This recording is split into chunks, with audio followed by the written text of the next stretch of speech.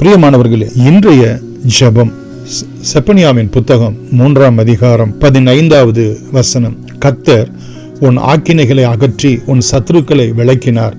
இஸ்ரவேலின் ராஜாவாகிய கர்த்தர் உன் நடுவில் இருக்கிறார். இனி தீங்கை காணாதிருப்பாய்.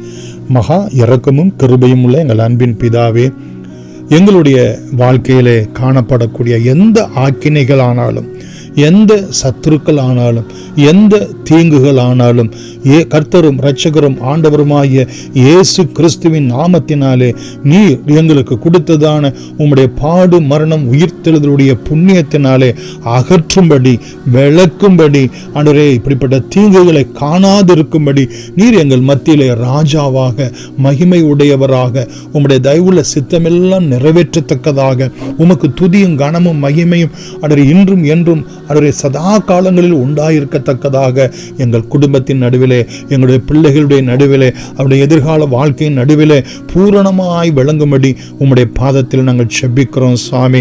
உலகம், மாமிசம், பிசாசினாலே வரக்கூடிய எந்த ஒரு ஆக்கினைகள் ஆனாலும், ஆண்டவரே, குற்றங்கள், குறைகள், பலவீனத்தின் நிமித்தமாய் வரக்கூடிய எந்த ஒரு ஆக்கினையாய் இருந்தாலும் இயேசுவின் நாமத்தினாலே அகன்று போகும்படியாய் உம்முடைய பாதத்தில் நாங்கள் செபிக்கிறோம் ஆண்டவரே. உலக, மாமிச, பிசாசுகளாய சத்துருக்கள் ஆண்டவரே எங்களிடத்திலிருந்து விளக்கப்படும்படியாய், அந்த சத்துருக்களை நாங்கள் மேற்கொள்ளும்படியாய் ஆண்டவரே நீர் எங்களை யுத்தத்துக்கு பழக்குவிக்கும்படி உம்முடைய பாதத்தை நாங்கள் செபிக்கிறோம் சுவாமி.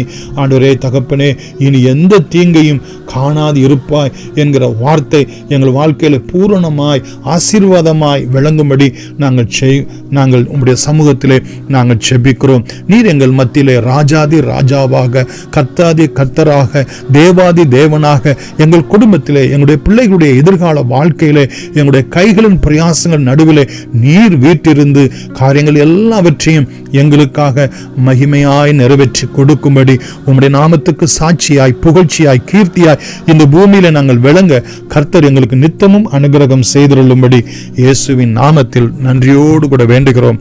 எங்கள் ஜீவனும் இரக்கமும் உள்ள அன்பின் பிதாவே, ஆமேன். God bless you.